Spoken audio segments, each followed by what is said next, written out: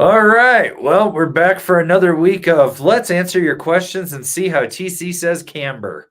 It's Caymber. It's Caymber. It's Caymber. Camber. Anyways, we do have a poll this week in the chat if you guys are feeling so inclined for that. And what is your Camber preference? Traditional Camber, Camber rocker, reverse Camber, reverse rocker, aka Camber.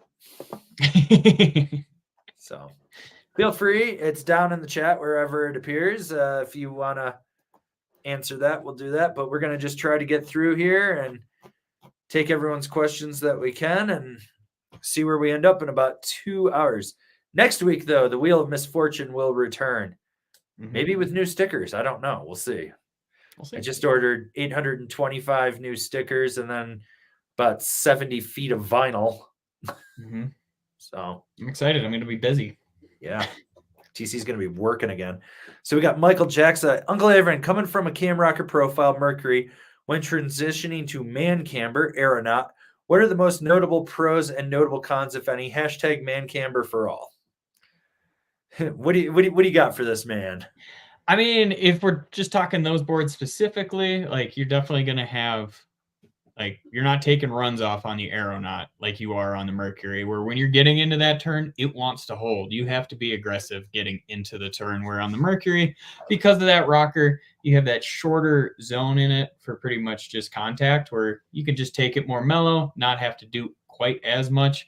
And pretty much when you're popping on it, you're going to feel that extra zone of camber on the aeronaut as opposed to the Mercury. You might feel that Mercury soften up a little bit more, but like, yeah, it's just going to be a more manly of a ride on the aeronaut in pretty much every facet, I think. What do you got there?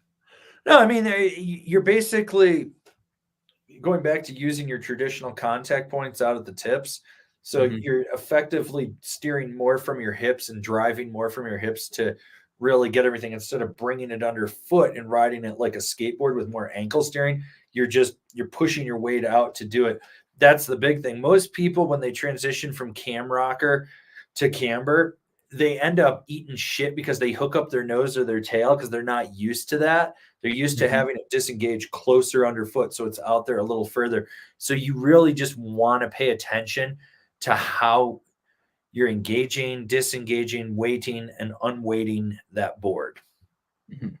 And then also keep in mind that aeronaut is directional, so you do have some taper in it. Yeah, not much. It helps with the turn. Not much, but enough. All right, we got our boy Letters. Thoughts on Jones adding canting to the Mercury footbed? Hashtag Third Thursday. Hashtag fiending. Hashtag anal railgun. Hashtag wheel go burr. This man misses the wheel. Yeah, you rode the new Mercuries, so I mean that's. I mean, I love it. I do like canting on my bindings. I know you don't at all, but I think it's better. I think they actually stiffened up the footbed as well, gave it a little bit more dense foam to it, where it didn't feel like my boots were really trying to dig in like the previous models. Where on this one, it just feels a little bit more damp and not so spongy underneath your foot.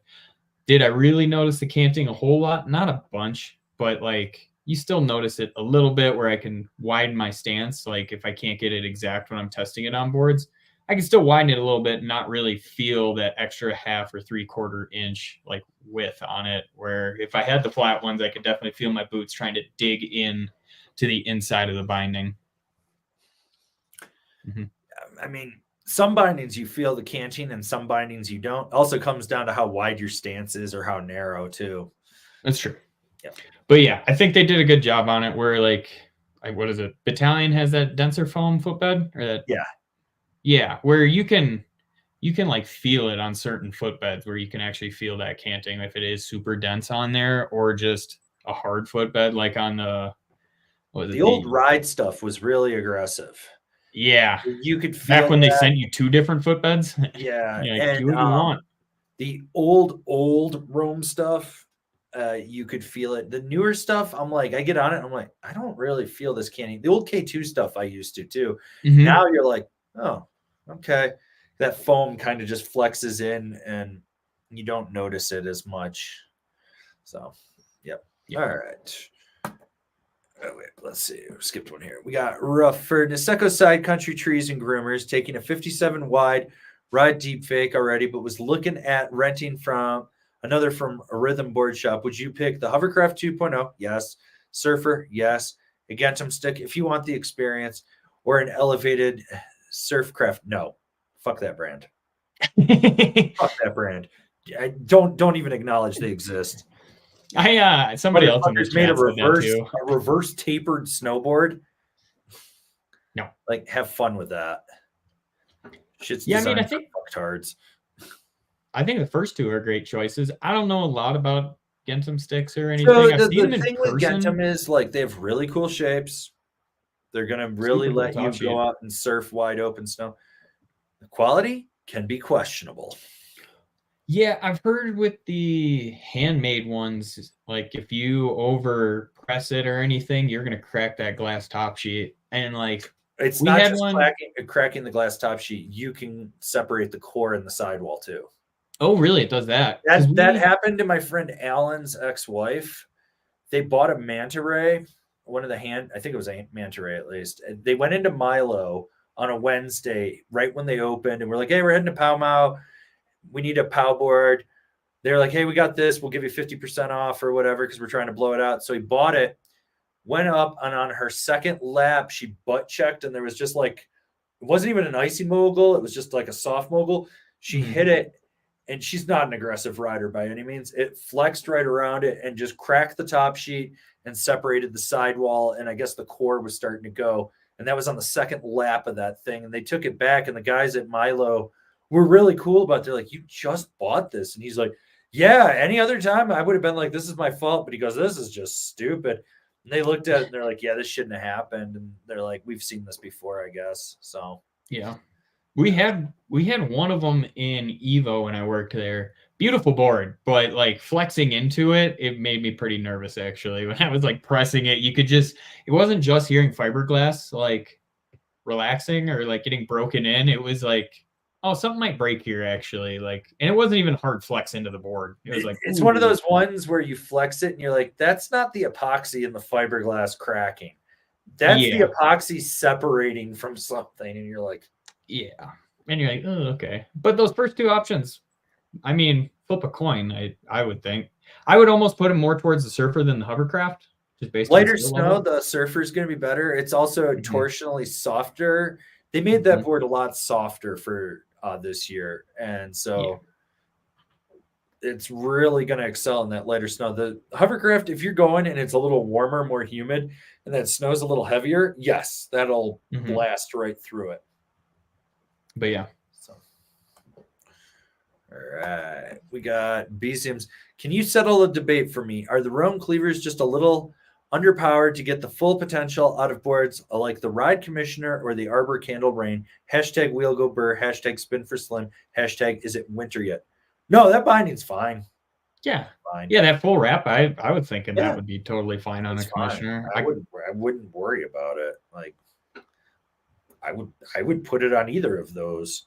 I mean, I rode the Commissioner and the Candle Rain with the black labels. Yeah. And survive. So yeah, if anything, you're just going to get more power. Okay, we got the next one from Carpe Diem. Thoughts on Nidecker Asim boots, gimmick or real deal? Hashtag Camrock rules.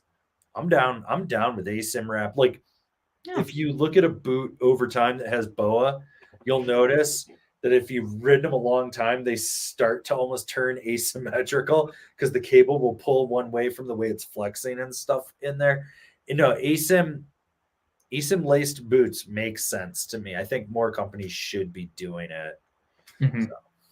It's like that with like bindings as well. Like asymmetrical bindings, I think are totally a necessity, really. Like when it comes to straps or high backs, anything that's going to be specifically to like moving in, definitely, I think it's a necessity. Definitely more companies should do it. I even notice it on my like fuses when I lace them up, and towards the end of the year, everything just shifts. And like the inside of my boot like shifts more towards the middle, and it's just like, yeah, everything just keeps kind of shifting on it. Yeah, like mine always symmetrical. So like I looked at mine. So like my front, because I run more angle on the front, it pulls more to the outside there than it does on my back boot. Like my back boot stays pretty much consistently the same, but my front one always, it's like anytime I've snapped a cable and I've gone to pull it out, you can see why it's snapped, and it's because it's putting uneven tension in it. So when I would relace it, I would purposely lace it slightly off center so there'd be more on the, so they'd be able to take more slack out on it on one side. So, yeah. Okay, we got Martin Hunt. Looks like lots of snow on the way for the Alps already. I'm counting down the days now. Enjoyed the Tweaker Pro review, TC. I'm glad you noticed the sound of the Koroyd too. I think it's kind of cool. Yeah, Koroyd has its own unique sound to it. Oh, yeah. It definitely took me a minute to get used to it, though. Like on that and on my Aviator that has it, like you're going over that hard, crusty stuff, and you're like, what is that? It's a cool sound, though. Sounds like your board's hollow, and I like it. I don't mind it. Yeah. What Jones needs to do is put a visual window so you can see where the Koroyd is, even if it's just a lighter graphic. So when you hold it up to the light, it shines in and then you see where it is. It would make more sense. Koroyd's the real deal. Like the first time I ever rode Koroyd in a snowboard was Nitro. And I was like, oh, this is really different. And I've ridden it in a few different companies' things, and it makes sense to me. It really does. So yeah, especially when like Koroyd's pretty advanced technology for like the snowboard industry, and then you got like Jones and shit making their boards with so much Koroyd and then only charging like $600 for the Tweaker Pro, and you're like, how are they even doing this now? But I think it's awesome. I think 100% with you. They got to show it off and show off all that tech. That's what people want to see. Like, they're paying for that tech story. Show them that tech story. Like when you see the reviews coming out with more of their boards with it, we talk about that Koroyd more and more. So hopefully, Jeremy, JJ Jones, make it happen. Yep. Looking at you. All right. All right. We got D-Lock 79. Salomon Assassin versus Indoor Survival. Directional twin versus true twin. That's what you got to ask yourself in there. Yep. The Salomon Assassin's more versatile all mountain board than the Indoor Survival, in my opinion. Like that's really where it is. It's going to grip different on edge. It's going to have different snap engagement. It's going to float better in POW. Would you say the new Assassin's closer to the Resort Twin than the Indoor Survival? No, the new Assassin's closer to the Mercury. Okay. If you were looking at Salomon, it would be the Huck Knife would be closer to the Indoor. And then like the Huck Knife Pro would be above that if you wanted more snap. Yeah, it'd be like an Outsiders. So like, you move up. So like Huck Knife Pro would be like super DOA. So that's kind of where it is. Okay. I'll take this one from Jonah Childs. Why did Rome get rid of the Stale mod? Because they added the Renegade and the Freaker, and then they've got the Agent, the Agent Pro. They've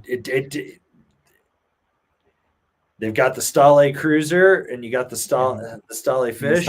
You're good. They're getting dangerously close to having it be too much like Travis Rice there, having 15 different models. Yeah. Let's just cut that out right now. Don't worry. They were talking about adding the Rome Stale mod, Apex, Pro, Omega, Ultra, Platinum, Extreme on Ink, Plus, Super, yeah, Super Plus. All right. From Don K. Hey, Angry TC, what are your thoughts on the new Amplid Psychonaut? I rode it. That board's awesome. It's super fun. I liked it more than the spray tray. It's kind of close to a Soli Grail. It's kind of close to a Surfari. It's a little more playful. It's got a good place in the Amplid lineup. So.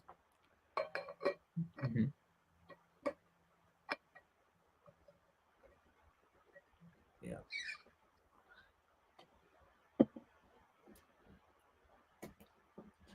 From Ravi Moradia. Burton Flying V. Fuck it in the ass. Fucking burn it to the ground. No, get the fuck out of here with that trash. No one needs it. Or the Lib Tech T Ripper. T Ripper is a freaking kid's board, dude. Yeah. Don't. If you have a child, if you have a child and you put them on Flying V, you're an abusive parent. Yeah, don't do that. Don't do it. Go watch our kids videos if you're looking for a kids board. Yeah. All right.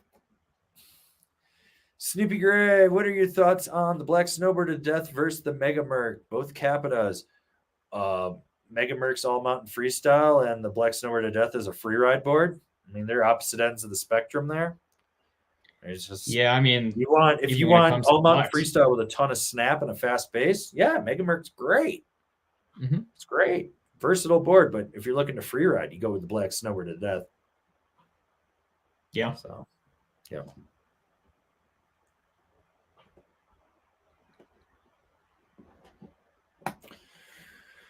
From Crum G, ride Shadowban or ride Moderator, second season, looking for one board to do it all that I can grow with for many. Shadowban. Directional twin. Mm-hmm. That's pretty much what like 95% of people that snowboard need. You're fine. Yeah, especially your second year, then you can start riding switch on it. Just go Shadowban. So yeah.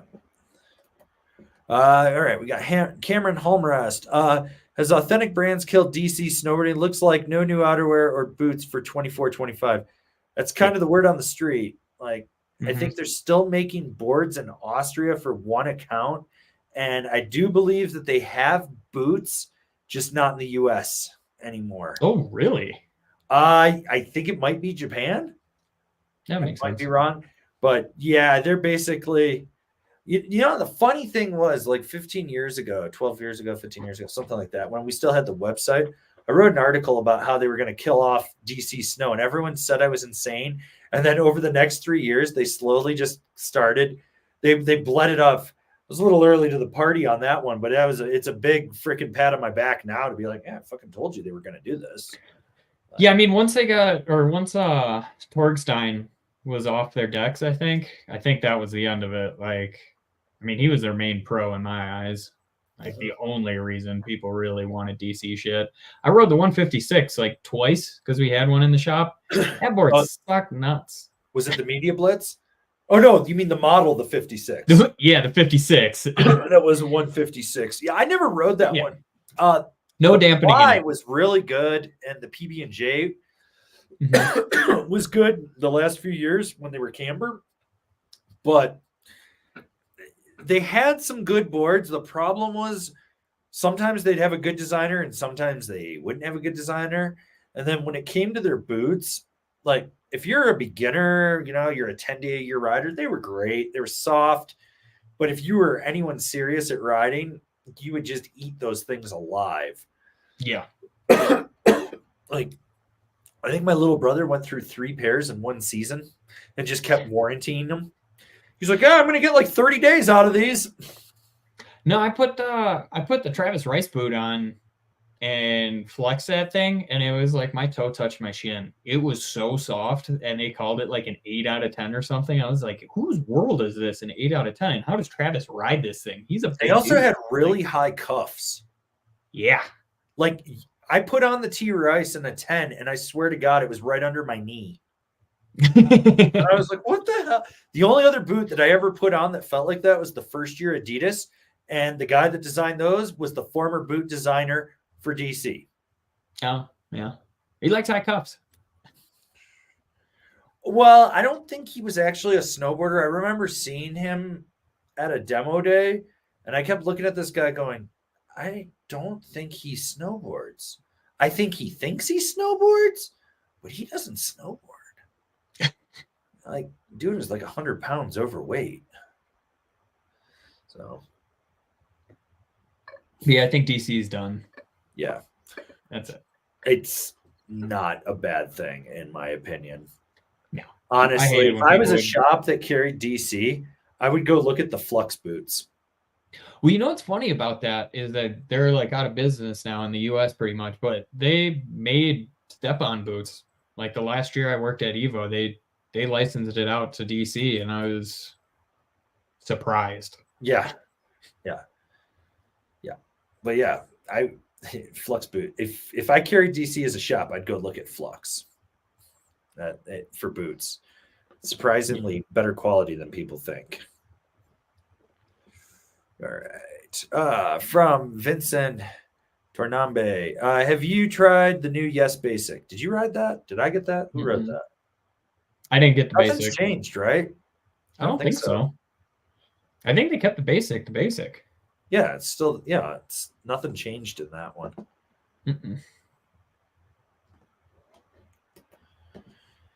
Sebastian Dunning, favorite places to snowboard for vacation, looking to experience something that isn't the ice coast. I have a ski resort in front of my house. Like I got 5 right around me. I when I say outside I mean literally less than a quarter mile I can be on a gondola. Aspen? I consider that a vacation when I go there. It's not. Yeah, Aspen. I consider it. Utah. Utah. When I go to Powder Mountain, that's a vacation. I stay in Park City, but I ride Powder Mountain. That's great. You go Steamboat. A lot of motos. Steamboat's a day trip. For us, but for him, I'm saying, like, if I were to consider it a vacation, Aspen's number 1 on my list in Colorado to go to, because you got 4 mountains to choose from right there, and they're all great. And you can get around on public transportation. Yep. You can fly into their airport too, so it's easier to get there than dealing with the I-70 shuffle of coming up from Denver. And there, the runs are always empty. Salt Lake, and then you can do, if you do Icon, you've got Snowbird, Solitude, Brighton right there. Go up to Snow Basin too. Go up to Pow Mau. So you got option, dude. Here's the thing, man. Here's what you want to do. Go look at historical snow records and then compare it to the NOAA winter predictions and figure out where you want to go from there. Yeah. And you'll figure it out. So all right, return to the shredded guy. Returning to snowshoe to bartend this winter. Lots of ice. Short bomb run. Suggestions on a new board. Have an Orca already. Indoor survival gamma. You got options, man. I mean, you're on the East Coast. You're going to be dealing with that icy, chundery, sludgy boilerplate to ice chips to slush type of thing. I mean, if you're just looking for something to bomb around on that's an all-mountain freestyle board, go check out our top 5 from 3 weeks ago. That'll nail you in on any one of those boards. Will be solid for there. So, yeah. Yeah. This is a good question for you, TC, from Ole Vanham. Got a Jones Mountain Surfer today because it was 50% off. That's a good deal. Am I on a path of wasting good powder days? No. So do like I do. You go and ride POW on the resort, and then when you're done with that, you just go and find a small little hill and take the Mountain Surfer on that. Like what I do with my Osmo is I just wait until me and Avon will ride all day. Legs will be pretty smoked. I just will leave my shit on and just go take a few backyard laps and then call it a day. Like, I think it was a good purchase for 50% off, brand new. That's a smoking deal. Like, you're going to have fun on it. That thing's also nice and durable too. So if you do hit a rock or something, it's not going to blow up on you on your first day. Like, that one's a lot more durable than an Osmo just because of how it's manufactured. So you made a good choice for sure. And just ride after the POW day if you got anything left in the tank. Yeah. That's like, or if you get snowed in and you can't make it to the mountain, but you got a little hill within your neighborhood, that's when you go and do it. Yeah. Or you want to take the kids out, you just set them on that thing and just let them go down a tiny hill. Or you take the dog. So much fun. You make the dog hike around with you and run up and down. It tires the dog out. Yep. All right. We got Wiley. Any discernible design diff change in the Ravine Select becoming the Ravine Pro? No. They put the word Pro instead of Select. That's it. I mean, there's no change. They had the 3D shaping in it before. Okay. Yeah, that was the difference between Ravine and Ravine Select. The Select had the 3D shaping and was a little stiffer, and then that was it. The only reason is because they didn't have like Agent Select or Artifact Select. They had Artifact Pro, Agent Pro, and then you had Ravine Select. It just didn't match up the rest of the line. Yeah. That's all it was. So, all right, we got Bernard Kalizik. What's next? Got the Ride Yukon 2009, Yes Standard 2019, Rome Blackjack 2020, Tellus / 2020, Jones Solution 2021, and a Yes Standard and Inc. 2023. Season pass. I was going to say season pass or possibly boots if you need them, Yeah. but you're set on board. You're set, man. If anything, you just get more bindings so you're not swapping bindings from setup to setup. You're good. Go ride. Otherwise, you have everything covered. All right. Jay Klein looking for a new Freeride all mountain board in between the Lib rig or the Nitro alternator. Ooh, that's a good battle to have there. Big thing would be, do you want it more damp or more lively? More damp, you go rig. More lively, you go alternator. You ride in ice, you need magnet traction, rig over the alternator.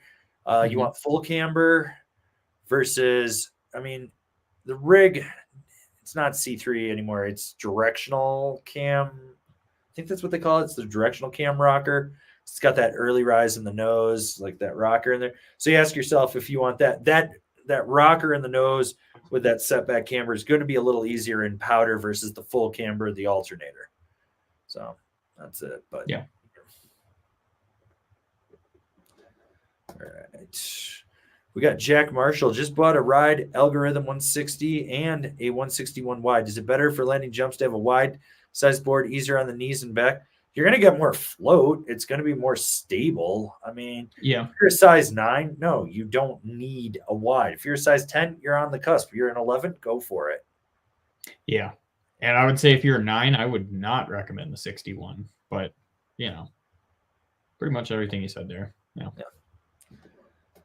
And we got Beziums. Well, I already got Ride A10s. You're validated. Those are fine binding for you, you Satchmo. Go out and ride. I was like, that's a great binding for you. Yep. Orlando Arellano. Battalion Chaos. Good match for a 2024 Salomon Huck knife. Hope so, as that's my new bindings you guys suggested. You're fine. As long as you got the Chaos ASIM wrap, not the heel wrap. I mean, the heel wrap's fine, but the ASIM wrap will be a little bit better, but you're fine. Don't worry about it. We got a PSA here from Tomato Joe. Spray influencers all day, every day. Oh, perfect. He followed it up. He did get the Chaos ASIM wrap. Yeah, you're good. Don't worry about that. You're perfect.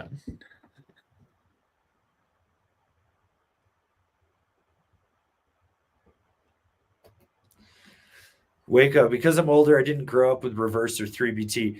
I got a chance to try a lobster and a Burton Flying V process or something. Who can ride these saucer sleds? Me. I've ridden them. 3BT isn't bad if it's not overkill. There's like 11 different versions of 3BT, and the more mellow ones I think are better. The more aggressive ones, I'm like, it's a little much.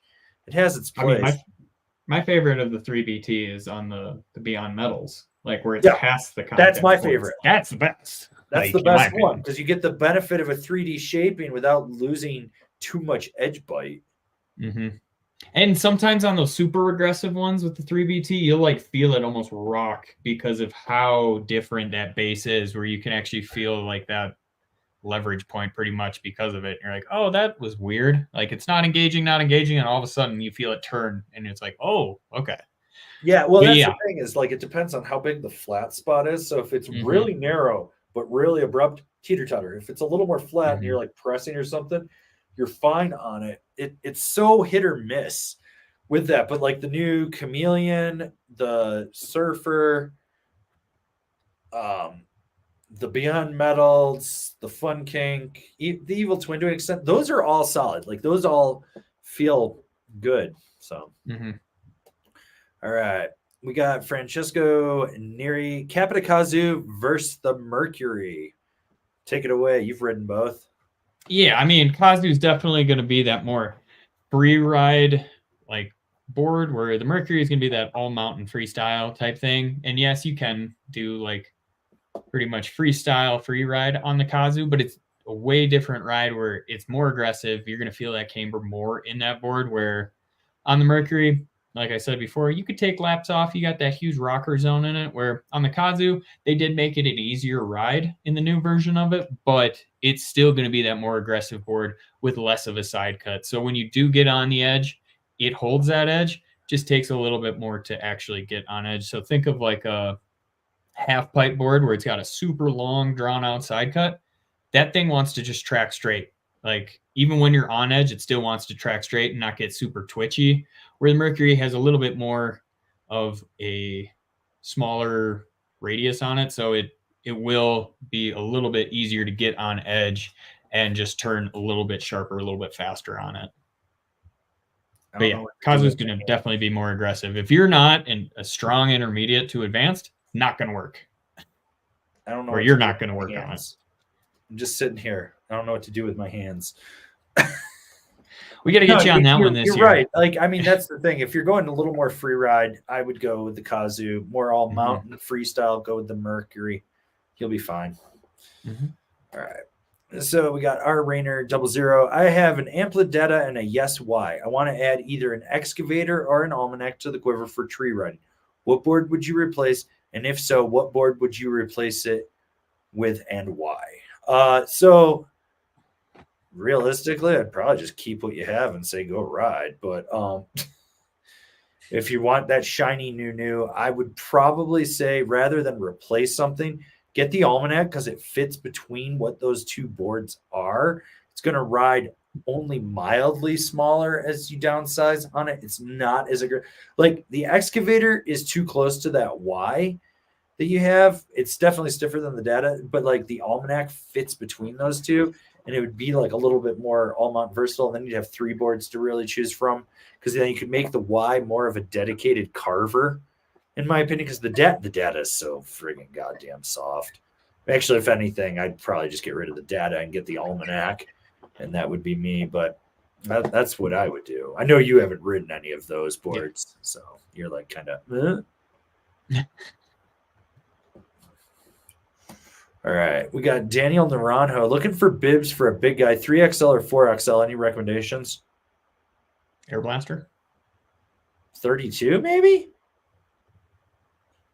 I feel like they've got some big bibs.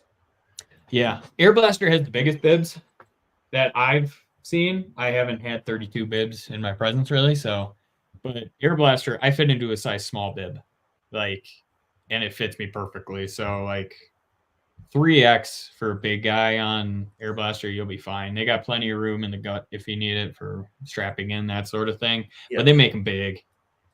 Or you could do a Jones, last year Jones bib. It'll work. This year they changed the fit a little bit.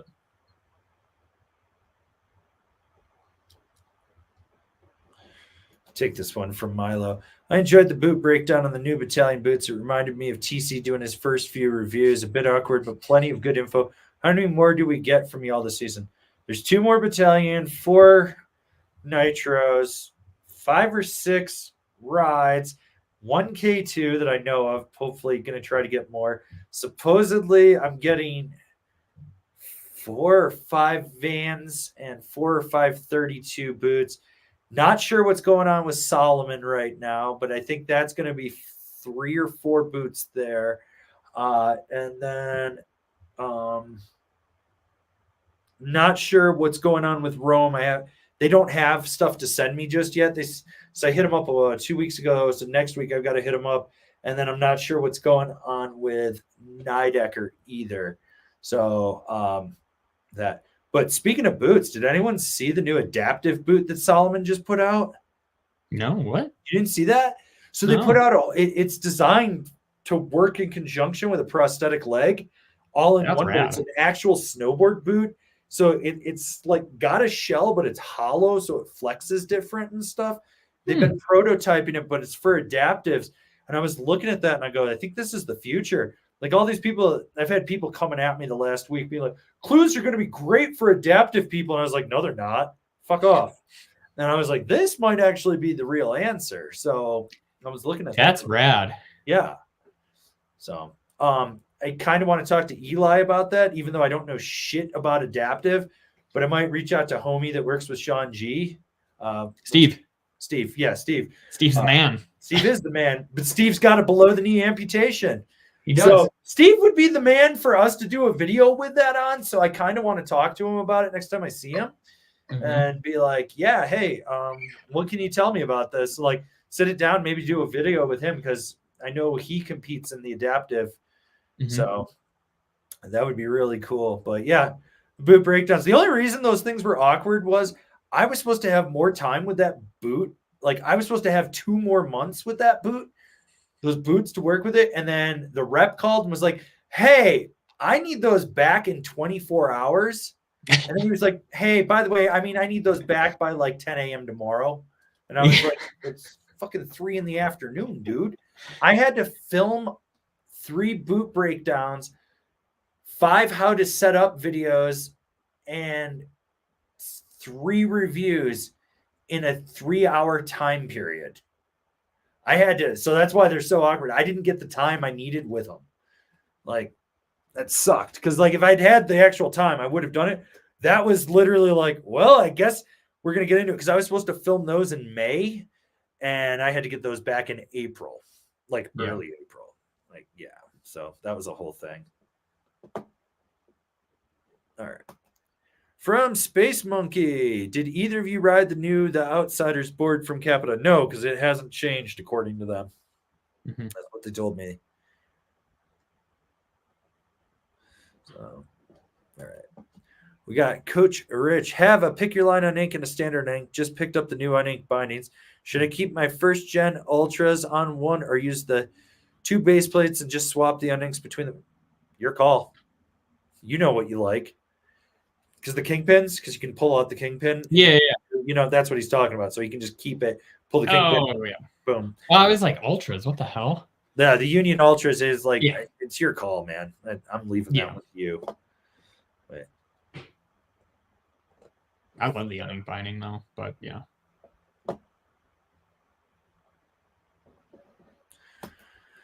All right, we got Rabies 25. Any binding recommendations for an Orca now drive too stiff? Hashtag Orca Dorkin 2025. Yes, I think the drive is too. Well, yeah, I would probably go with the Select. Yeah, from US. Or an unink, but yeah, whatever you're. But go down one for if it's the regular Orca. If it's the Apex, then the drive would be okay. But I think for the regular, you want to go down. I mean, it's very cusp. Like, if you have the extra money to get an extra pair of bindings, yeah. But if you're kind of strapped for cash right now, you can ride it for the year. It's not going to kill you or anything like that. Yeah. But it'll be a lot more fun if you have something softer on it. All right. From Ravi Meradia again. I'm 5'1", so I don't... Stop sizing based on how fucking tall you are. It's your weight, dude. It's your fucking weight. It's your goddamn weight. You might be 5'1" and 200 pounds for all I know. It's your fucking weight, dude. Size it. Honestly, if I'm you, dude, I'm going... Look at women's boards. That too. Look at women's boards. Start looking... Unless you are 90 pounds... Yeah. You know, maybe you're a midget. I don't know. Sorry, dwarf is the politically correct term. We're not politically correct. Yeah, I would say look at women's boards, specifically the Jones and the Ride boards. Ride makes a lot of unisex boards too, so they make something in your size for sure. Like try a Ride Zero, even like the Jones twin sister. They might even make a Jones Mountain Twin in your size, honestly. I think that goes down to like I know the Tweaker goes down to a 48 or a 46, like that'd be big. I think it's 46. There's stuff in your size range, like from and like I think the Assassin goes down 47. Yeah, and if it doesn't, there's a Rumblefish that it's green and blue and wood colored every single year. It's always a great looking board. But if you go with the kids board, you're gonna overpower that. Kids boards are designed for people that are smaller, but they also don't fully understand how to use their muscles like you do. Like, so you can easily snap a kid's board as opposed to if you get on a women's board or anything like that, it's going to be more set up for your weight, your height, where you can really give it and it's not going to totally explode on you or anything like that. Also, you have to think about fitting your bindings on a kid's board. You might have a smaller foot, but kids boards are designed super narrow because kids' feet are much smaller than a fully grown adult's foot. So I think a women's board or a unisex board is going to be more what you should be looking for. And if you go the Jones route, all of their graphics are pretty much the same as men's with few slight color changes, and they're the same exact build on the board, just a little bit skinnier of a core profiling in it. So I would highly recommend going that route. I think the women's boards, for the most part, have cooler graphics than the guys do on the Jones side anyway. So, like, that's what I would say for you. Like, go check that out, because that's definitely going to be more in your wheelhouse, unless you're like they make a 147 shadow band and it's a 24.5 waist. Yeah, like that would be a great option for you too. Like, but I would stay away from the kids boards. You're going to overpower them. You're going to sink it in fresh snow too. It's not going to be that much fun. Yeah. You're going to save some money, but then you're going to just work way harder out there. So you're going to be mean. You're going to be pissed off. Okay. So the next question comes from S2000 guy. Post major ankle injury, should I be looking to get into the stiffest boot that fits me? Is it safe to assume the stiffer the boot, the more protection? It's not necessarily the more protection. It's going to immobilize your ankle, and that's the big thing. So, like, I have bad ankles from skateboarding and stuff, so that's why I went with a stiffer boot, is because it locked me in. But that also changes the dynamic. You have to have stronger quad strength than you think to drive that boot, and you have to have good, like, the problem is I went to stiffer boots to protect my ankles, and that may be what has killed my knees more than anything. So there's a trade-off with it. The big thing is you want a boot that's snug. It's going to give you good ankle support. So when you're in the boot, when you're trying stuff on, make sure, like, what you want to do is put all your weight on one foot while you're strapped into a binding. So, like, take your board with you, strap the boot into the binding, roll to the outside and the inside while you're strapped down with that boot that you're trying on and you're binding, and see if you feel like when you go to the outside and you push a little bit, see how much your heel lifts. You don't want any heel lift. You want to make sure that it doesn't feel like it's rolling in there or anything. You don't want any side to side play. You want it locked in. Think of it like a cast, but if it flexes, that's not necessarily a bad thing. And now if you're trying to immobilize it because you're worried about over flexing it, getting hyperflexion in there, then yes, that does make some sense. Mm-hmm. But yeah, that's really where you want to go with that. Like, my friend Liz had her foot basically ripped off in a freak accident at Park City, and she ended up with 150 stitches to put it back on and like 9 surgeries, and she's got drop foot. The best boot right now, the boot that actually worked for her right after that surgery, was a soft ass Nike. She could get in and out of it, and it locked in it because her foot was so deformed and it was still swollen and stuff. It locked her in absolutely perfect. And she rode better after that ankle injury than she had before. Mm-hmm. And then now I think she's either in a Salomon with straight jacket, because it locks that foot in and it compensates for the drop foot. So it just keeps it locked. So when she picks it up, it doesn't naturally flop anymore. So she's just like that. So you've got to really invest the time and go try on as many boots as you can. Mm-hmm. Yeah. All right. We got our boy, Andrew Holton, formerly of Leadville.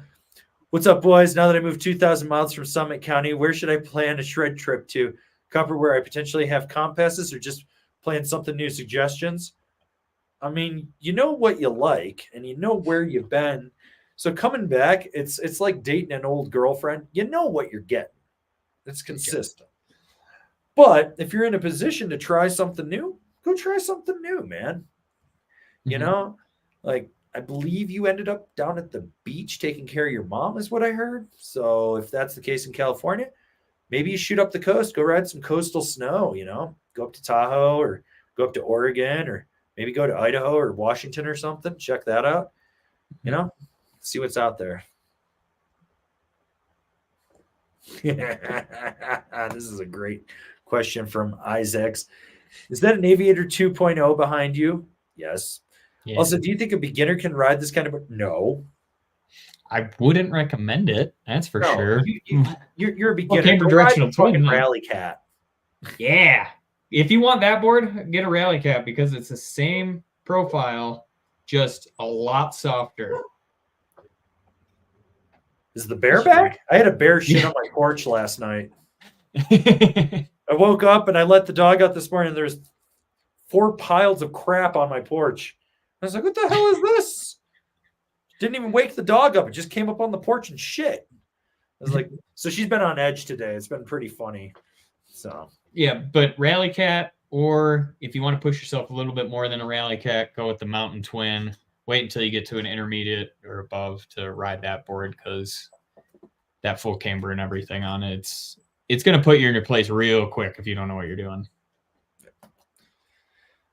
From Braga, I love my 2021 Capita Super DOA. Never skip leg day. However, someone I barely trust told me the subsequent models were softened and made less reactive than the earlier iterations. They didn't make them softer. They changed the core profiling in them. They have the same level of reactivity. They just got thinner in the nose and the tail. My guess is dumbass is a fat ass riding a board that's too small for him, and he's over flexing it. And, oh, it's not as reactive. It doesn't do this. Either that or he's talking out his ass because he's on Reddit. I mean, I could tell you from experience. If you don't trust him, don't listen to him. When I don't trust someone, I don't listen to him. I'd rather fuck around and find out the hard way because I didn't trust someone than listen to someone I didn't trust and then be like, fuck, he was wrong and I was right, you know? Yeah, I mean, I have the 21 Super DOA, and you put over 100 days on that board, the nose and tail are going to get soft. It's just going to soften up. Now, I've ridden the newer versions of it. I've ridden the older versions of it. They honestly feel the same to me. I don't think anything's really changed that much. Like, the only thing that changed is the core profiling. They made it thinner in the tips. Yeah, and you notice it. And then it got a different base finish. Yeah. So, you know, yeah. Probably for the better, but yeah. So, but don't skip leg day. Don't skip leg day. Gives you more pop. Mike Ragnar, thoughts on the Lib Tech Ejack? I love the new Ejack. It's got a little 3D shaping in the nose. That thing, when we were doing we were working on top fives, it came down between the rig and the Ejack knife, and I was like, fuck, which one do we go with? And we just agreed to go with the rig over it because they're so similar in how they ride, but it's such a good board. Like that thing's a really, really good board. And we will have a review of that coming out. All right. We got Ben Samara. So after seeing the review of the alternator, I'm not so sure anymore. What do you think of the Capita Navigator for advanced rider who doesn't ride park? Any good place to stay at Copper Base Hotel? I don't know. I live here. Why would I stay in a hotel? I don't even know what there are for hotels over there. Yeah, I don't know. But I mean, the Navigator was blast. I love that board. That TC board took was it so from much. The top rope into Spalding Bowl. Scared poor little Tiffany from gravity. I would say size up on it a little bit if you're looking to just free ride that thing and ride it in powder, like that sort of thing. I would probably size up. So I rode it in the 161, and that's the size I would daily that board in. But it does, I think it rides a little different, a little bit stiffer now that it does have that like wood top sheet on it, that veneer top sheet. I think it definitely helps. It is actually a lot damper than I expected too with that wood top sheet. So I think it's a huge upgrade. That board's super fun. You see that van around, guys. Don't go in the back. Get in it. Get in the van. Get in the van. I am going to find a $500 Chevy van from like the 70s that barely runs and spray paint free snowboards on the side and just drive around the county and see how many people get in. And every time they get in, I'm going to be like, you got a free snowboard. Make a whole video out of it. All these freaking these influencers that do this stupid shit. I think it'd be really funny to just get like a couple companies to sponsor a video series like that, where it's like just me pulling up and be like, hey, you want to ride? No. Okay. Just drive away. Pull up. You want to ride? Yeah, get in. You win a free snowboard. Just that would be sweet. Be like, what the fuck? Just like I thought it would be. I had an idea for a video at Copper I wanted to do for opening day. And I thought about it because we had so many prizes left over. I was like, I feel like we should pull up to the flyer lot and I should just set up a snowboard swap, but I don't charge anyone. I just let people take what they need. and just use it to build trust in the community and for people that need it, and be like, if you need it, take it, type of thing. And that's it. So, yeah. Yeah. All right. We got this question from Nate David. Thoughts on the lobster times yes times now merger? Have you tested any of the new boards yet? Oh, yeah. Rode half the line. Couldn't ride the whole because there's so much of it. Yeah. They're going to thin it out for next year. But let me just say the Fridge Master Extreme review, chef's kiss to Ben's editing on it. Yes. 100%. You will be laughing in the first minute and a half into that review. It's great. It's great. He showed me yesterday, and I was like, "This is amazing!" Like, he nailed it with that one. Yeah. I mean, overall, it's fine that they merged them. I thought it was kind of weird that, I mean, we've talked about this before, that Yes and Lobster merged instead of Lobster and Battalion. But, you know, they're going to figure it out. It seems like it was kind of thrown together at the last minute, it is whatever. We're snowboarders. That company's run by snowboarders, so I don't expect anything differently there. But, like, yeah, I mean, they'll figure shit out. It makes sense 100% for Yes and Now to merge because they always did collabs anyway, and people were like, "Do you have those Yes bindings?" And it's like, "Well, it's Now, but yeah, we do." Like, so here's the thing: like, Yes and Now makes way more sense because JF Pelchet is a wildcat, DCP is a wildcat. You know, those guys, like, they're in that crew. They came up together. They're both French Canadian. You know, that makes sense. That's a merger that makes sense. The lobster one, I just keep looking at this going, why? No. And then in the process of those merging, you suddenly get boards like the Yes DCP, pick your line, unink extreme. I'm like, Jesus Christ, could you put any more words into the name? It's the same fucking board it was last year. It's the pick your line on ink. You could have kept it the pick your line on ink. Fuck. Yeah, they didn't have to keep adding letters and shit. But yeah. All right. And we got Mike T. Best jib board to sweep rails and smoke butters. Red King. Yep, right there. Yep. Unless you want to go super, super retardedly soft, then you can go with the Battalion Wally. But I'm going with that one right there. That board fucks. I'm going to ride the shit out of that thing in the preseason and give it away. All right. We got a super chat here from My Knees Are Cheese. Looking good, boys. Forget traditional sources of preseason snowfall predictions like the Farmer's Almanac and Open Snow. Let's hear some wild-ass angry prognostication on the coming season. Hashtag I'll hold you to this. Of course you will. You'll blame me for it. So, okay, you want to know what's going on? The Canadian geese have been flying south for a month now. Yeah. That is freaking early. The chipmunks and squirrels around town, they're going feral and fat as hell. They're like 7 pounds. They look like a woodchuck. They're fucking huge. The bear that shit on my porch last night rampaged all the Airbnb dumpsters down French Street in Breckenridge. Did it. A couple weeks early for them to be in town feasting. Yeah. Typically, if we get snow and it sticks early, the season ends up kind of sucking. We've had one snowfall and it melted off in a couple hours. It's a good thing. Like this is the way I'm looking at it. I think we're on par for the start of an average season, and it's going to go out like a lion. That's what I'm thinking. Yeah, I was thinking it's going to be very similar to last season, but with more December snow, totals aren't going to be shit. Yeah, like December totals are going to be just terrible. We're not going to get a spring because it's going to be like we'll have 3 days of it being nice and warm, and then it's just going to be nuking snow again like it was this year. I just think everything's shit. Riding at the basin was a powder day. Yeah, it was bullshit. But I remember, like, we get down at the bottom, and I was like, "So, vacation?" And you were like, "Fuck this, I'm out," and got in your car and left. You were like, "I'm over this." And then, and I'm sitting here, and I was like, "I think he still has things to ride." And I get a text from him, and he's like, "I'm not riding them until the fall." And I was like, "Okay, whatever, that's fine. See you in a couple weeks." Well, because it was like powder at the top, and then when you got down to the bottom, you're just dragging ass, and it's like, and it was like slush too. It was so hilarious. Yeah. And in the mid, like the lower mid was like crunchy ice. It made no sense what was going on. It was just awful. And the whole time I'm just like riding around, looking at this, going, I think I'm done. I'm just over it. I just want to get in my car and drive to New York and see my family. Yeah. Like, it's terrible. Yeah. So hopefully we don't get that again this year. But we're gonna. So, yeah, that's kind of what I'm thinking. You can hold me to that.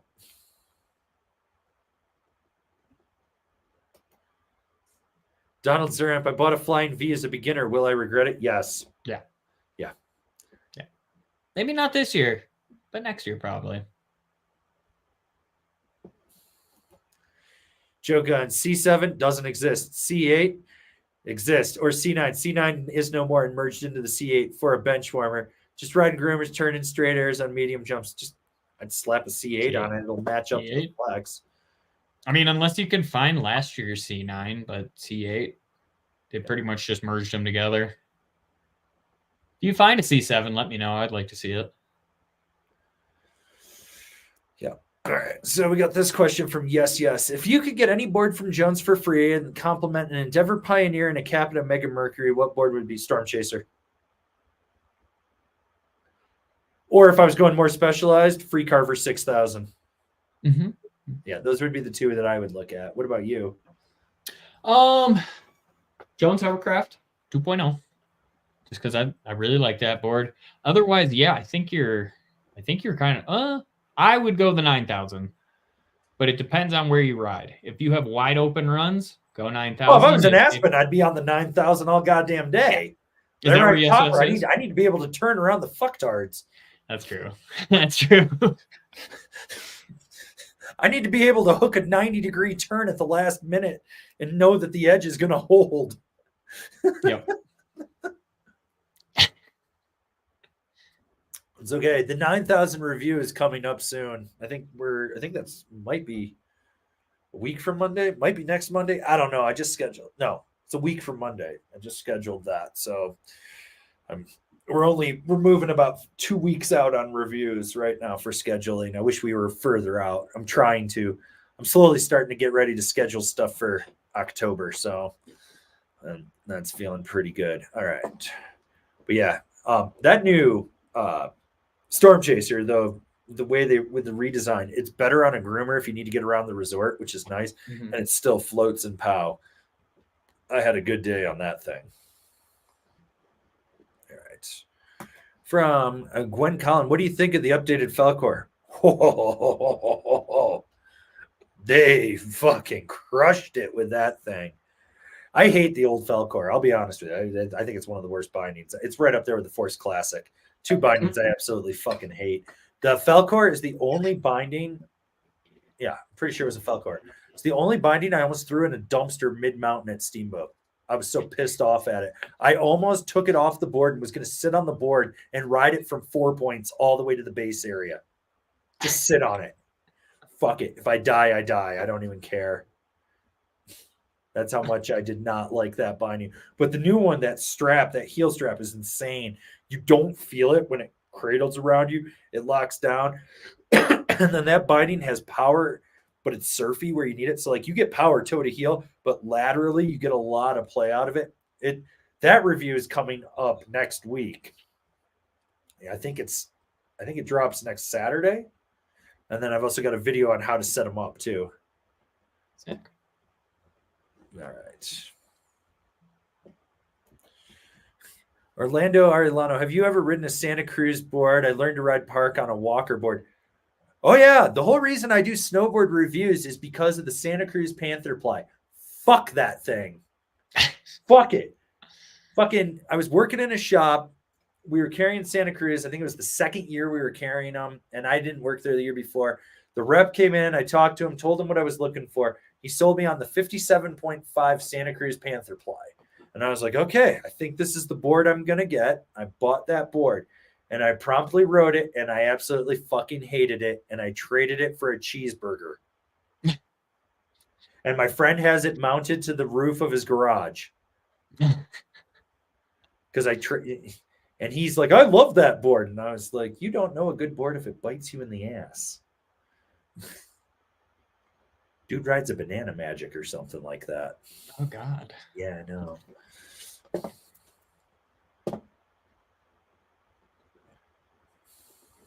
Yeah. So, Yeah, Santa Cruz is solely the whole reason that I do snowboard reviews. That board made me so pissed off that there weren't honest reviews because I remember the buyer's guide from that year from Transworld, and they were talking up. It was Robbie Selt's pro model too. No offense to Robbie Selt, he's a great dude, but that board fucking sucked dicks with its butthole. I remember being so pissed off at that board. I had to walk from Holiday Valley back to downtown Ellicottville, which is about 2 miles. I dragged it on its edge the whole way there. Just sparks scraping because I was so pissed off at it.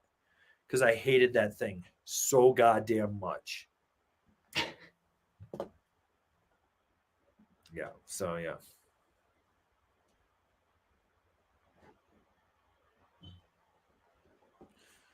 All right, let's see what we got here.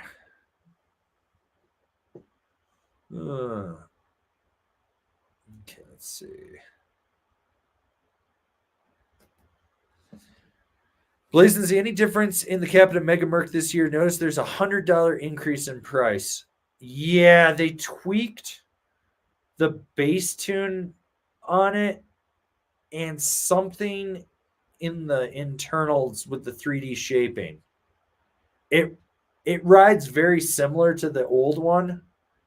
If anything, it's got a little more snap to it. And that's about it. But I think a lot of that had to do with they tweaked the bass on it. So, yeah.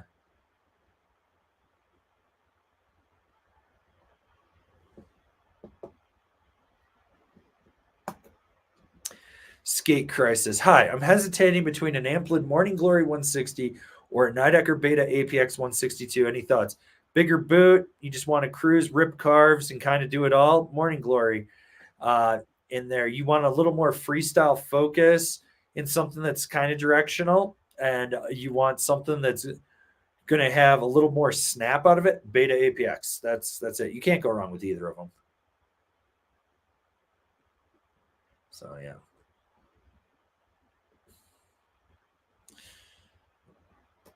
I'll answer this question for Matthew Martinez. What are the best baggy fit bibs? The ones that are baggy and fit you. Try 32 or Air Blaster. I like the super chat from Insulin 801. Funniest pull yet. Mild Caymber underfoot. So, yeah. All right.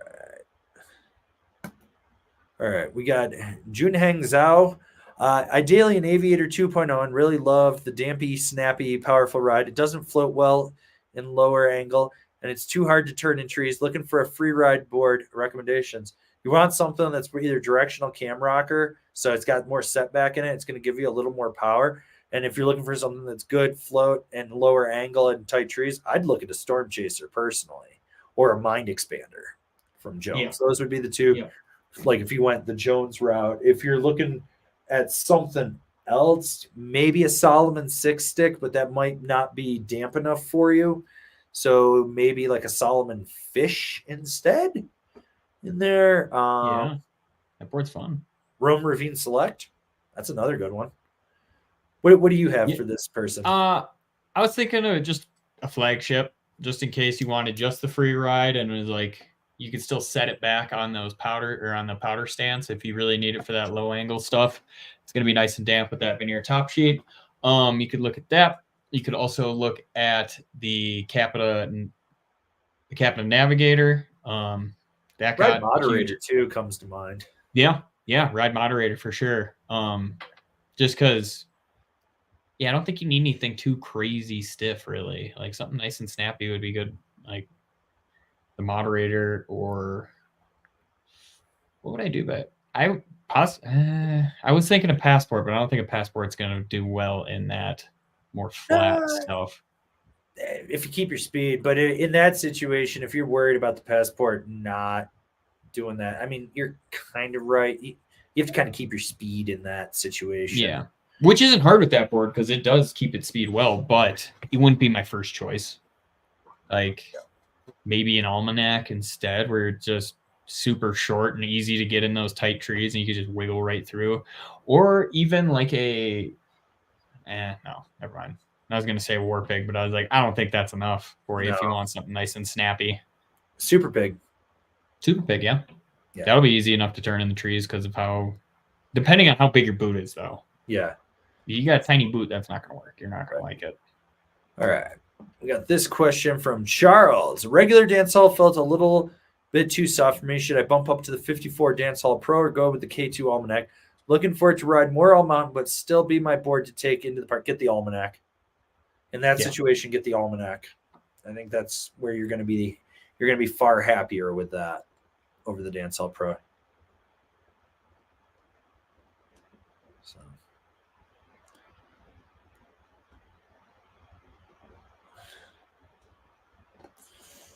And we got Martin Hunt here. Any experience with the K2 Hanford boots? Recently found out I have a wide size E feet.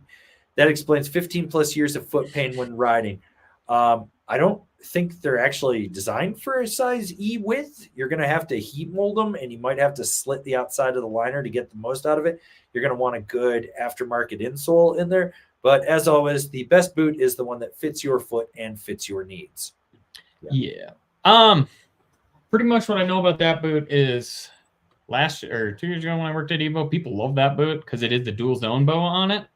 We didn't have the wide at the time, so I don't know how that is going to fit you, but like a wide Masis fit E feet pretty well. Yes. So I would imagine, but I'm not like too you said, familiar with the Hanford. Like, I know what it is. I haven't had my hands on it and looked at it and been like, so yeah. It's a dual zone boot that instead of having I think it's what replaces the old T1DB back in the day, or it's like it might be like the Darko double boa kind of. Could be. Yeah, where I think it's a little stiffer than the Masis, where it does have a higher spine on it, or the exo spine. Okay. If I remember correctly. And then the dual zone instead of just the front, like on the Masis, and then you have the straight, or not the straight jacket, whatever, the Anaconda, I think. Boaconda, yeah. Whatever, like, so as long as K2 fits your foot, it could work for you, but I would highly recommend just going into a shop and trying it on before, because it is a little bit stiffer. It will fit with your Jones Tweaker Pro, though, and those aggressive boards. It would be a better fit than a Masis, in my opinion.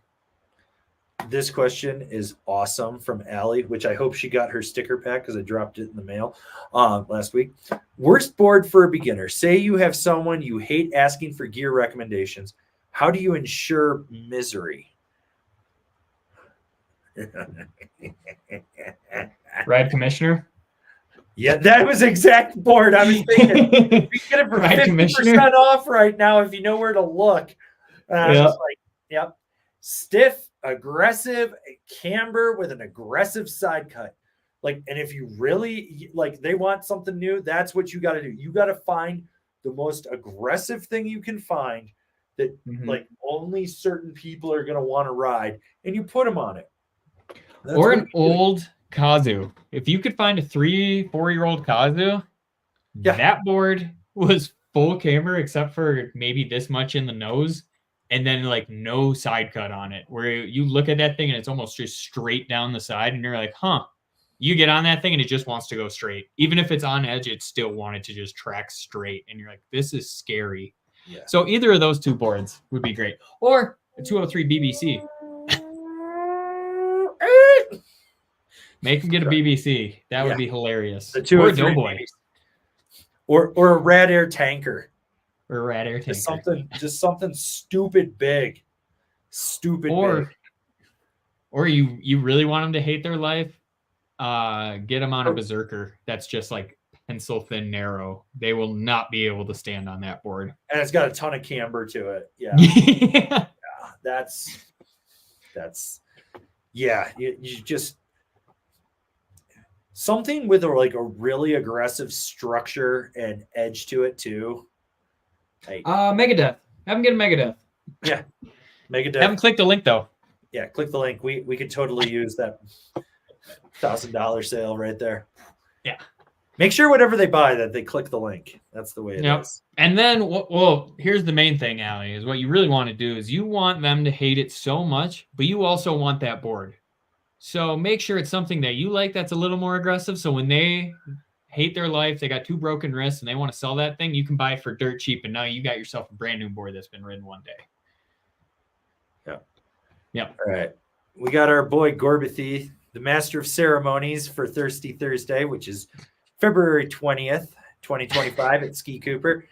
And he wants everyone to know XDHPQT54, 20% off any full-priced item at Sanctioned Snow out of Toronto. So there you go. That's his local shop. He wants you guys to take advantage of that. Yep. So, good old Gorbathy. And if anyone has any problems with Thirsty Thursday, he's the one that you have to complain to. It's his fault for everything. But we do have a radar gun for this year. We do. Don't have walkie-talkies, but we have a radar gun. We're slowly getting working. All the Barbie walkie-talkies have been sold out for months. We're working on it. Yeah. Oh, man, my brother found my old G.I. Joe ones with the big antenna you got to pull out. And I'm like, I think that would be absolutely hilarious. What's the range on those guys? It's like the Zach Morris cell phone, where you got to pull the antenna, TC, and be like,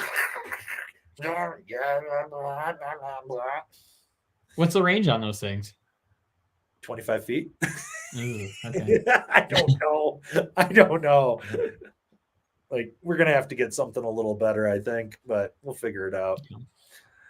Can we buy 2 old Motorola phones that just have the little chirp thing on them, and we'll just walkie-talkie each other that way? No, because you actually have to have internet service to get that, or some kind of reception. No, I don't think they had internet back then on phones. No, but I think that ran off of something. It might work. I don't know. I have to look into that. I don't know. We'll look into that. I don't know. I'm kind of hoping with it Oktoberfest, they leave the cop cars unlocked, so their walkie-talkies are just sitting there. I'm like, text dollars at work. Boop. I paid for these over the years. I paid for these already. Breck PD doesn't deserve these. Bunch of fucking overpriced, underworking douche canoes. They don't use them. You got to love Breck is trying to hire police officers, and they're like, must have GED or high school diploma. Not high school diploma or GED. They're really aiming high for the quality of people they're getting. Gonna get that good enough diploma. I'm gonna be a part-time cop next summer. Community officer. Yeah. Just driving around, picking up stray dogs and writing parking tickets. No, I'm not writing any parking. Texas and Florida. Red plate. Out-of-state plates. Out-of-state plates are getting it. Just nonstop. Officer Cheeks to you. Yeah. All right, we got Brandon. Could I put my Ride Fuse 11.5 taco liners inside my K2 Thraxis 11. You can put them in there. You can do anything you want. Is it going to fit right? Probably not. I don't think it'll fit. Right. You can try it. The Fuse and the Thraxis sit different. Like TC and I looked at that. We're both size 10 boots, and he could probably fit in a small binding with his, and I can't. Yeah. So, I mean, try it. It doesn't hurt to try, you know. Hey, TC, look who's here. My boy Marty. I saw Party that. Marty. Hi, Party Marty. Thanks for stopping in. He's gonna be a snowboard engineer someday. I hope so. I hope so too. Design me some cool shit, Marty. Yeah. And if not, we'll let you know. So, yeah. No. Maybe I'll go and visit him at college this year. There you go.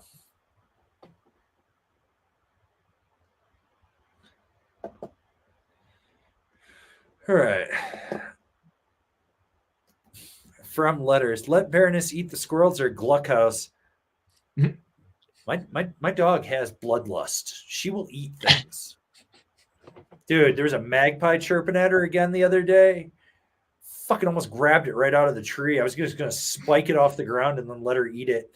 I don't care. Be the third magpie she fucked up. I used to have a dog named Reggie that was half beagle, half lab. And there's been a few times I've gone outside and I'm like, what's in your mouth? And it'll be a squirrel head first in his mouth. But the only thing left are the 2 legs and the tail. And I've pulled it out and he's ate the whole rest of it. And that's all that was left of it. And he's done it more than once where he'll just eat the damn squirrel, or it'll be like, go to pull it out and you just pull the tail right off and there's nothing left. And he just looks at you like, I'm going to get another. Yeah. That dog would eat anything. He ate a whole 5-gallon tote of chili from the from the burner, like kicked it off the burner and then just licked it clean before my mom got back in the house. She was gone 10 minutes. That sounds like my old German Shepherd, Oscar. Yeah. That fucker ate 10 gallons of hot soup off the stove. Yeah.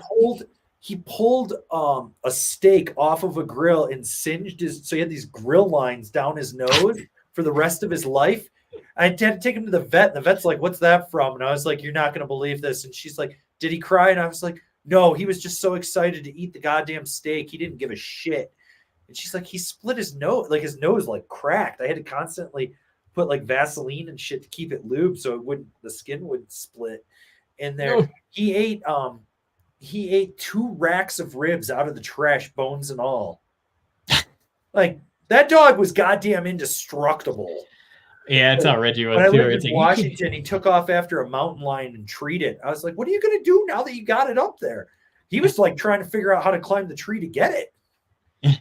He wanted it. He was like, "I'm going to fucking eat you, you stupid cat. You want to come in my yard and hiss at me? You're dead." That was not a little mountain lion. That thing was like 100+ pounds, and he chased it like it was nothing. That dog was something else. He got loose in Seattle one time, and I was gone for the day, and I come back. He hopped over a 14-foot fence from nothing that he could have got on to get over it. He climbed it. And then the neighbors were like, "Yeah, the little dog got under the fence," because we had a beagle boxer named Capita, and she got under the fence. So he's like, "Well, if you can get out, I can get out." And he jumped the fence, and then he kept snapping at her so she wouldn't run off. And the neighbors were like, he showed up to our barbecue and ate food off the grill. And I was like, "Are you fucking kidding me?" And they're like, "No, he got burned." And I'm looking, his like fur's all singed on his neck. And I was like, "So what did he do after that?" And he goes, "Well, anytime we get close, he'd run off. Otherwise, he'd just sleep on the porch and growl at the little one not to leave." But then when he'd get hungry, he'd smell food in someone's yard. He'd go steal stuff because he like hit 3 different houses. Like, "You little bastard." He was awful. So, yeah. All right. Okay. We got Jack Marshall. "My girl's just past beginner rider. Okay. She is beginning. Is a K2 cold shoulder too much camber for her? Other option?" Yeah. Put her on a K2 first light. She'll be fine. Yep. Like, stop trying to put her on something that's too advanced. You're just going to impede her improving. It's better to just like get her on something easy to learn on and then swap it out later. Right. You don't want her to hate it. Yeah, exactly. That's because then she's gonna hate you. Yeah, she's gonna be your ex-girlfriend. Yeah. Bezium's leg day smash tested out Zercher squats and hit 365 pounds. Hashtag ready to smash pow. Hashtag did you heathens lift today? No, I sat on the couch and then I played Helldivers. Took a nap. I think I ate some candy. I don't know. I took my dog for a walk. I'll go to the gym tomorrow. Yeah, today's my off day. I'm gonna hit hard tomorrow and then have the weekend off. So by the time Monday comes around, I'm not sore. All right. Pablo Ferreira, hi from Spain. Looking for a new all-mountain board coming from an old 07 Burton Custom X 160. Only ridden camber. Thoughts on the Mega Merc 59. 192 pounds, 10.5. Yeah, solid choice. Yeah. It's going to carve a lot different. The camber is going to engage a lot different. It's going to be wider than that old Custom X too. That's the big thing. You got to be aware of that. All right, let's see what we got here.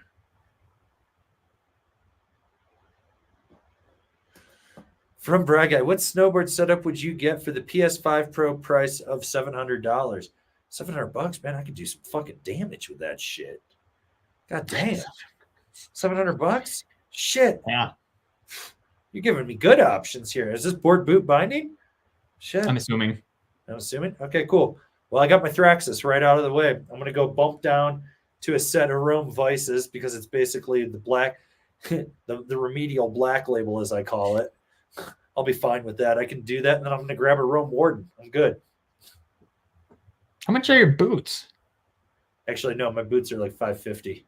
Yeah, I was like, you're not getting shit. I'm just going to buy a set of boots and Lodge Pimp. Yeah. Or if it's board and binding, I'm just going to grab a Warden and a set of Vices and go. I'll be fine. That's fair. You know, I'm not too worried about that. Or I'd grab like I don't know, maybe like a Nitro Team and maybe like a set of ones from Nitro, and I think that would put me right around 700, maybe a little over. So I think you're missing something here. I think you're missing just the fix, like the RB1. Oh yeah, I mean, if I I could do the fix RB1. Yeah, that's what I'm thinking. Like, if I'm gonna save, fuck it, I'll be cheap as fuck. I'll go buy the Payday, the $109 binding. Fucking ride the shit out of those things. That's the best beginner binding I have been on in years. I got on it and was like, they made this thing fucking idiot proof. It's got 3 adjustments. Well, you can't even adjust the forward. Actually, it might only have 2. You can't even adjust the forward lean on it. There is none. It's perfect. Take it out of the box, you screw it onto the board, and you go. Yeah, because I was thinking like do like just the RB1 and a shadow ban, and you're still, I think, under 700 with that setup right there. I'd go with the Warden though. I really would. The new Warden's sick. I'd go to 6. I haven't ridden it. RB1 and a Warden. I'm fine. I'm good. I got money left over to go buy some tacos. Yeah. So. Last year's stuff. That's what I would do. Yeah. All right. Paul Ott, what do you think of the new K2 Embassy? I try not to. I wrote it. It was kind of a let. I don't know why it exists. I'd rather ride a Passport or an Almanac. That thing's there. I look at it and go, why do you exist? It's a board that doesn't need to be. All right. We got Beziums with a PSA super chat. Fly low Baker bibs are loose and comfy. There you go. Ooh, here we go. From Joseph Rando. Any advice for taller guys when sizing? I'm 6'5", 185 pounds. Been through a custom 18, GNU Rider's Choice 62, Dancehall 54, and a Disaster Plus 54. Only like the custom and Dancehall. Thoughts on an Assassin Pro 59? 185 pounds, the 59, it'll fit you. You could even go up to this. What's the next size? 61, I think. 60, 61, something like that. You could even bump up one if you wanted to, because the Assassin Pro is a good all-mountain freestyle board. So you can get that all-mountain versatility out of it. Yep. Yeah, depending on your boot size, I mean, could go wide if you got anything bigger than a 10.5 on that as well. So. Yeah. All right. Got this super chat from IE Dance. Does setback spec imply setback on contact points and or board length? Hashtag 3 cents per character. Hashtag guilt's inflation. Hashtag thanks GoPro Obama. Hashtag make America Camber great again. That's a good one. That's a good one for today. So the answer to your question is yes on both of that. It can be from the total length of the board. It can also be from the contact point. It's different from brand to brand. I have a feeling he's asking about the Yes website, because that's exactly what it says on the Yes website. Oh, God, the worst website for snowboards right now? Yeah, they got to fix that. Yeah, oh my God. It's not good. It's not good. They were too busy merging the brands to figure out what to do with the websites. Yeah, they didn't pick her out. They just came up with a new one, and it's tough. But yeah, could be either or on that one. It just depends on the board and the brand. Yeah. Okay, we got Danny Hurd. Deciding between a Beta APX and a Mellow as my powder board next season. Want something surfy that can carve groomers as well, but will mostly be used on pow days. And then he actually has a follow-up underneath. Added context, I'm a solid intermediate rider, currently riding the Thruster as my daily. You probably want a Mellow then. The Beta APX will be actually stiffer than your Thruster. So, All right. And then we got Insulin 801. Bent metal transfer on a ride moderator? Definitely. Sure. I like this from Andrew Holton. I need to get out for Thirsty Thursday just to beat the radar gun. Top speed challenge is going on, but you have to be able to stop. Yeah. I think I should just be like doing it right at the base. So like you pretty much have to do the hard turn to get on the chairlift. Can't hit anyone. Like it's all skill. 100% skill based. Oh, here you go. TJ Todd wants you to know the network the old Nextel push to talk phones ran off of is shut down. Shit. Boop, boop. I love that little chirp. My dad had one. We should bring it back. Yeah.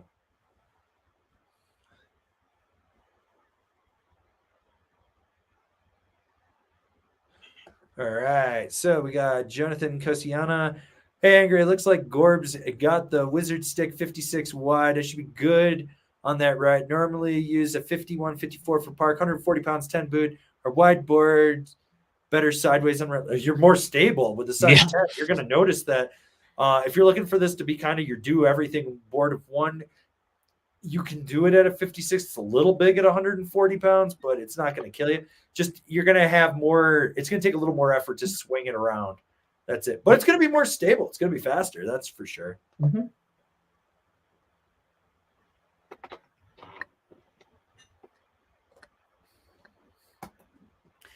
Ezekiel Chetnik. My daughter has been riding a ride super big. I've been trying to convince her to ride something else, to try something new and something twin to practice more switch. Any recommendations? Yeah, take the super pig away and hide it. Or set it up, switch. Yeah, set it up backwards. Mm-hmm. Be like, there you Good go. thing about that board. I mean, the good thing about that board is she can ride switch on it the exact same as she can ride regular. It's set up twin on the side cut, so you can ride that board switch, no problem. Hey, good for her for riding a super pig as her daily. That's rad. Yeah. No. Yeah, just get her on a directional twin, and that's the good starter for that type of thing. Like, a Jones twin sister would be fine. Was it Ride Magic Stick? I think that's it. It's not the Saturday. I think it's No, the Saturday is the twin 5.8. So the Magic Stick is going to be directional. Yeah. The Saturday is their twin tip women's park board. Okay, yeah. So then with carbon 5 in it. Yeah, so Magic Stick. Either that or put her on a Ride Zero. Yeah. That's twin. And it's asymmetrical. Mm-hmm. So you got that. All right. From Nick Larson, are there any fully custom boot liners? I have a large frame and my ankle bones are too high for most of the liner pockets. In the past, this has caused me to ride a boot larger than I should. Remind Insoles has one. Otherwise, you've got to get a plug liner from Intuition, and you're going to have to find a shop that's willing to mold it for a snowboard boot because it's different than doing it for a ski boot. It is a pain in the dick to do it. I've done it for myself, and I've done it for a few people. It takes more effort. And the problem is you have to find the right liner, because if you go with one from like a ski liner, because Intuition does make a snowboard boot liner, but if you go with one for a ski boot liner, the calf is too high on it, and then you end up having to cut it, or you have to mold it around the calf, and then it sticks out of the boot too high. So you've got to really know what you're looking at. But Intuition out of Vancouver or Remind Insoles, because I know that Remind's got one because they just emailed me asking if I would do a review on it. So those are the two that I got.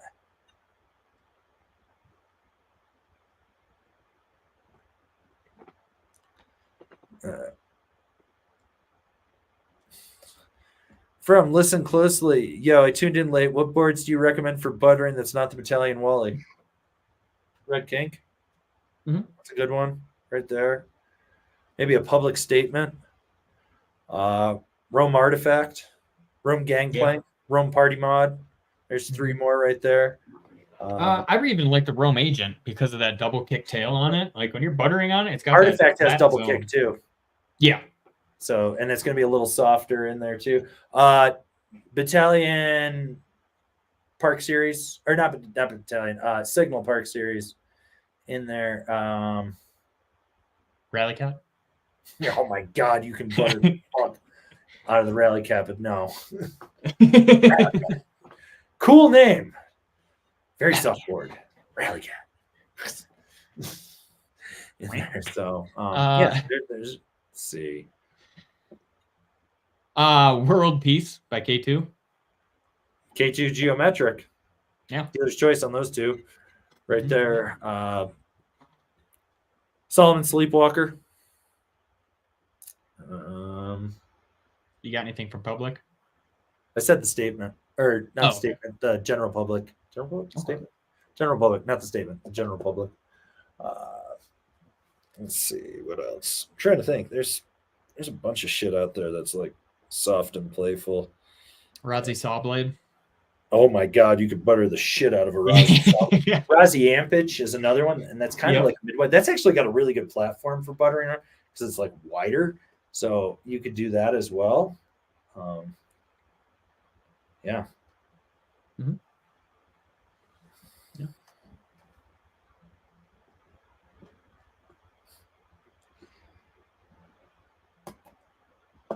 Nick Schneider, I rode my friend's older ride machete and loved it. What would you consider a comparable deck? That's the old flat to rocker, so the closest thing will be the Rome Gangplank.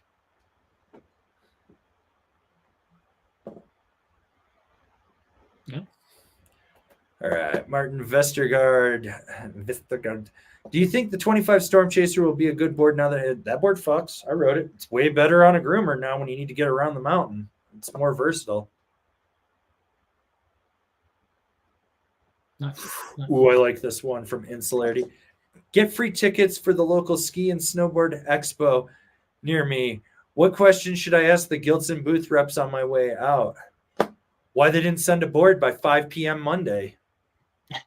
Literally, I gave them all the information. They've got it. 5 p.m. Monday. Ask them that. Be like, why couldn't you send a board by 5 p.m. Monday? Yeah. Yeah. All right. Joseph Rando, thoughts on the bent metal logic bind? Oh, they're soft. They're questionably soft. Some people like that. Our boy Pat Zaransky up at Ski Cooper. Thirsty Thursday, skill-based matchmaking. Yes, nope. It's all skill-based group rides. That's what it is.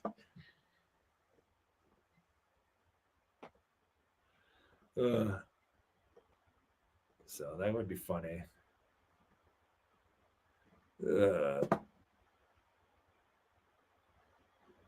Okay, we got Z22. Would the Ride C8s overpower my Arbor Westmark Camber? No.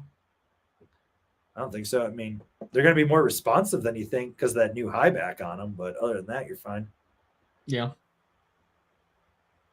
Personally, I'd go with the C6 on it. But, I mean, if you got the C8s, or you can go with those. Yeah. It'll be fine. All right. We got Jason. What's with size 11 boots, 32? Am I forever cursed to wide boards, or have I just convinced myself that I need them with no real support? With a 32 size 11, you need a wide for sure. Fuck, those things have like an extra 2 inches in the shell profile. Yeah, or you go volume shifted. Yeah. But yeah, it's a big boot. So.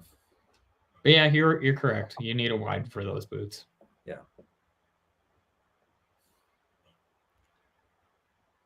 All right, let's see.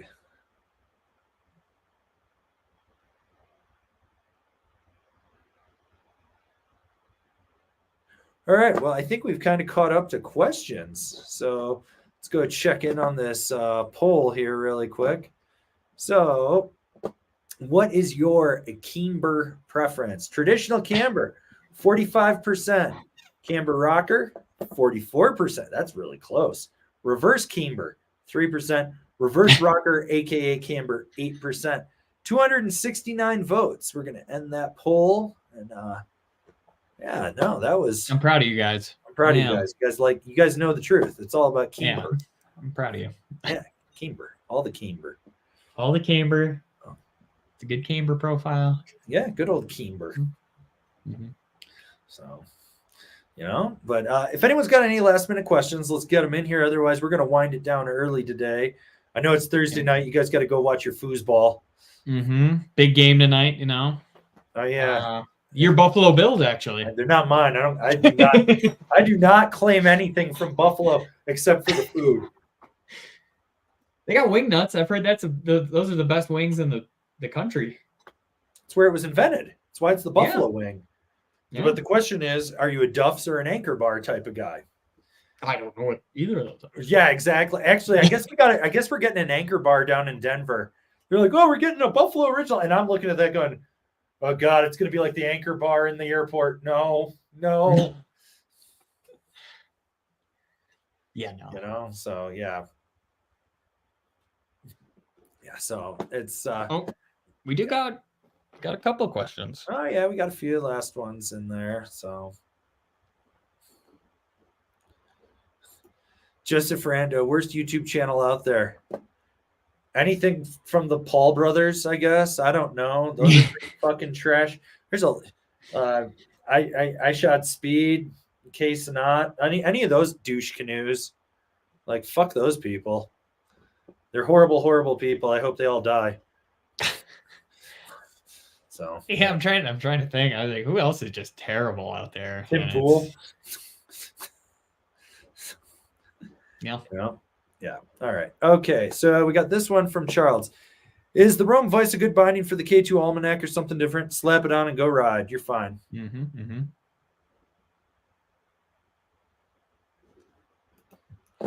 From Tim Hunt, how much stiffer locked in is the Katana versus the Black Label? Are we talking a noticeable difference? No, it's got the exact same heel strap.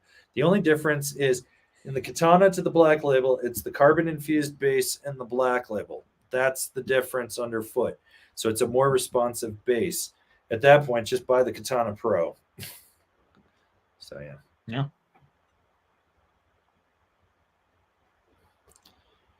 Sean P, overweight for my Capita Mercs that struggles in a foot plus a pow. Should I give up or go for a pow board? It's just a foot plus a pow. God, man. Jesus, dude. This is like trying to pull out nails with a ball peen hammer over here. Yeah, I mean, get the right tool for the job. Yeah, get a power board for sure. Power board, dude. Come on. So, and Damien S, best Rad Dad boards for next season. Next season? 2026? I don't know. Yeah. You're like, fuck. We haven't gotten there yet. There's no snow. Go free BBC. I might not be a BBC next year. Yeah. It might be a BPC, a big pink cannon. I don't know. One of those things. We already did the pink one.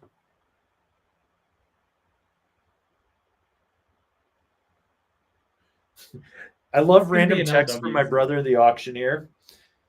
Must be doing something right. Have a guy threatening to sue me because the shitbox van he bought that had been on fire and didn't run needs a motor. It's sold as is, dude. It said it didn't. That it had been on fire. Like, that's awesome. That's funny. What kind of van is he looking to sell it? Is it the one we're looking for? No, we don't want that one. Okay.